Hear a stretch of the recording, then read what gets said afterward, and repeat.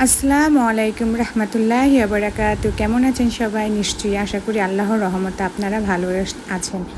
Ayesha cooking blog থেকে আপনাদের জানাচ্ছি স্বাগতম। আজ আমি আপনাদের মাঝে নিয়ে এসেছি একটি ভিন্ন ধরনের রান্না। সেটি হচ্ছে কাঁচা কাঁঠালের টিক্কা, মানে টিকিয়া।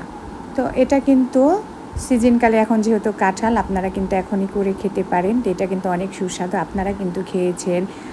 Chicken tikia, beef tikia, mutton tikia. তো এখন আপনাদের আমি দেখাবো কাঁঠালের টিকিয়া। তো এটা কিভাবে আমি করছি সেটা একটু আপনারা লক্ষ্য করে দেখেন। আমি কিন্তু যখন নাকি এটাকে কাটবো তখন কিন্তু অনেক আঠালো আঠা, তাই আমি কঠির ভিতরে সরিষার তেল মেখে নিয়েছি। আপনারা নাইফ ছুরির ভিতরে কিন্তু তেল মেখে নেবেন, তাহলে হাতে কিন্তু অতটা আঠা ভরবে না। তো এখানে দেখতে পাচ্ছেন আমি কিন্তু অলরেডি ছিলে নিয়েছি খুব সুন্দর করে। এখন আমি টুকরো টুকরো করে কেটে নিচ্ছি, লাউয়ের মতো করে, বা আনারস আমরা এইভাবে কাটি। তো আপনাদের ইচ্ছা মতন আপনারা কেটে নেবেন, কিপ করেও কেটে নিতে পারেন। তা আমি কিন্তু এইভাবে কেটে নিচ্ছি। কেটে নেওয়ার পরে এগুলাকে আমি এখন ভালো সুন্দর করে আমি ধুয়ে নিব।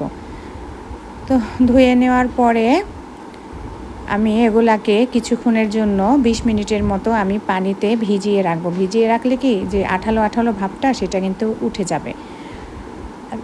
তো ভেজানোর ভেতরে আমি এখানে একটু হলুদ আমি দিয়ে দিচ্ছি, হলুদ গুঁড়া দিয়ে ভিজিয়ে রাখলে কি কালারটা সুন্দর আসে, কালো কালো হয়ে যাবে না।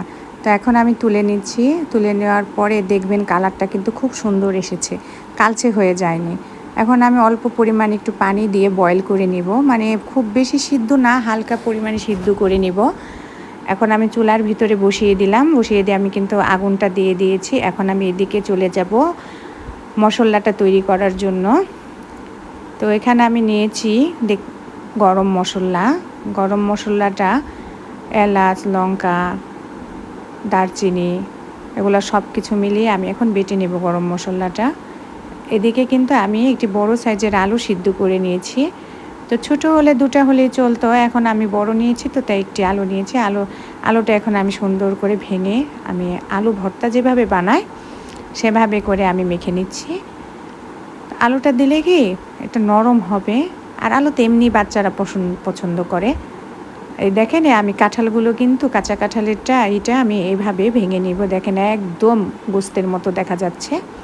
তো এইভাবেই আমি সবগুলোকে আমি এভাবে ছাড়িয়ে নিচ্ছি, আঁশগুলো ছাড়িয়ে ছাড়িয়ে সেই আলু দিয়ে আমি মেখে নেব।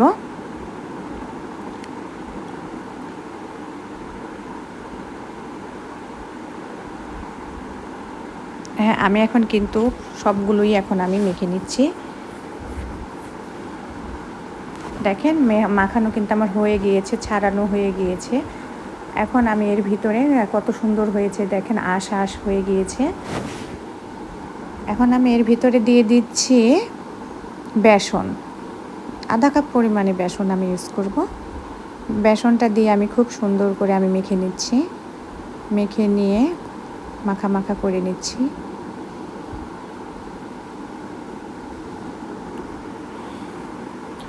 এখন আমি এর ভিতরে আমি কাঁচামরিচ কুচিটা দিয়ে দিলাম। আমি কিন্তু ঝাল অল্প পছন্দ করি, কিন্তু এখানে কিন্তু আমি বেশ অনেকগুলি কাঁচামরিচ দিয়েছি। টিকিয়া, কাবাব এসব কিন্তু ঝাল ঝাল না হলে ভালো লাগবে না, তাই আমি এখানে কিন্তু যেটাকে বোম্বাই মরিচ বলে সেটাও কুচি করে দিয়েছি। ও আমি যেটা সাধারণ মরিচ সেটাও কিন্তু আমি দিয়েছি। এখন আমি দিয়ে দিয়েছি পেঁয়াজ কুচি, তারপরে আমি দিয়েছি কিন্তু এই আদা বাটা। এর ভিতরে কিন্তু আমি অলরেডি রসুন, জিরা এগুলো একসঙ্গে পেস্ট করে নিয়েছি।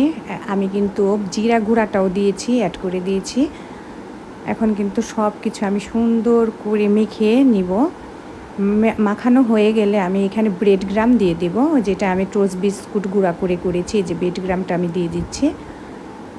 এখানে ব্রেড গ্রামটা দিয়ে আমি কিন্তু খুব সুন্দর করে আবার মাখিয়ে নিব। দেখতেই পাচ্ছেন আপনারা, হাত দিয়ে খুব সুন্দর করে স্মুথ করে আমি মাখিয়ে নিচ্ছি। তো মাখানো হয়ে গেলে আমি কিন্তু যে ডো করে নিব। আপনারা চাইলে চ্যাপটা করেও করতে পারেন। আমি কিন্তু এখানে গোল গোল বল সাইজের মতন করে করছি। এই তো হয়ে গেল। এখন ডুবো তেলে কিন্তু আমি এগুলা ভেজে নিচ্ছি। দেখেন কি সুন্দর হয়েছে। এটা কিন্তু একটু চাপা আকারে করলাম। এই যেখানে দেখেন কতগুলো আমার হয়েছে। তো এখন আমি এগুলা একটি পাত্রে তেল গরম করে এখন আমি সেই তেলের ভিতরে, তেলটা গরম হয়ে এলে আমি কিন্তু সেই তেলের ভিতরে এগুলোকে আমি ছেড়ে দিচ্ছি, ছেড়ে দিব।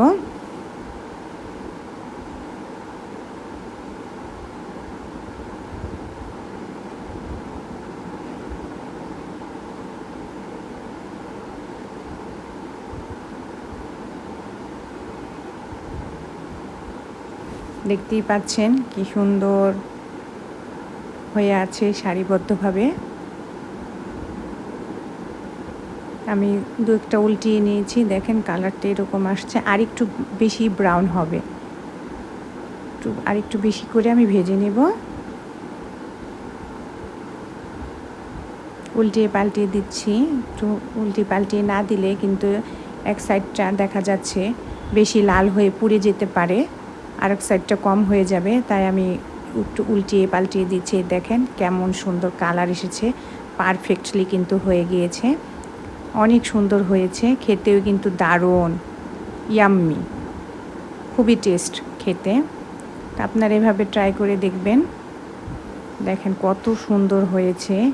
তা আমার বাচ্চারা কিন্তু পেছনে দাঁড়িয়ে আছে, কখন আমি এগুলা তুলবো আর কখন তারা চিলের মতো করে ছু দিয়ে নিয়ে যাবে। তো দেখতেই পাচ্ছেন এখন আমি পরিবেশন করব।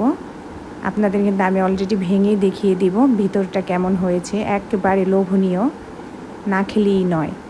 আপনারা অবশ্যই বাসায় কিন্তু ট্রাই করে দেখবেন। দেখেন এখন আমি আপনাদের কিন্তু ভেঙে দেখাবো। অলরেডি কিন্তু আমার পিছন দিয়ে সব শেষ। এই যে কয়েকটাই কিন্তু আমার আছে, দেখতেই পাচ্ছেন কেমন সুন্দর হয়ে এসেছে ভিতরেরটা। তো আমার ভিডিওটা যদি আপনাদের কাছে ভালো লেগে থাকে অবশ্যই আমাকে লাইক, কমেন্ট, শেয়ার করবেন ও সাবস্ক্রাইব করে আমার পাশে থাকবেন। আল্লাহ হাফেজ।